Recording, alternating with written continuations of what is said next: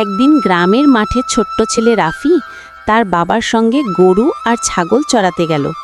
মাঠটা সবুজে ভরা, হাওয়ায় ঘাস নড়ছে, গরু ধীরে ধীরে ঘাস খাচ্ছে, ছাগলেরা লাফাচ্ছে আর গাছে পাখিরা গান গাইছে। রাফি খুশি হয়ে বলল, বাবা, প্রাণীগুলোও আমাদের মতো খেলাধুলা করে। বাবা হেসে উত্তর দিলেন, হ্যাঁ রে রাফি, ওদেরও খাবার লাগে, বিশ্রাম লাগে। আমরা যদি ওদের যত্ন করি, ওরাও আমাদের দুধ, ডিম আর কাজ দিয়ে সাহায্য করবে।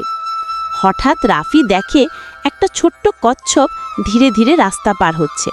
রাফি ছাগলদের ডেকে একটু দূরে সরিয়ে দিল, যেন কচ্ছপটা নিরাপদে যায়।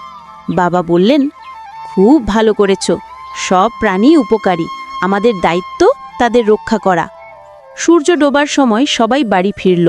রাফি মনে মনে শিখল, প্রকৃতি আর প্রাণীকে ভালোবাসলেই মাঠ ভরে ওঠে আনন্দ আর শান্তিতে।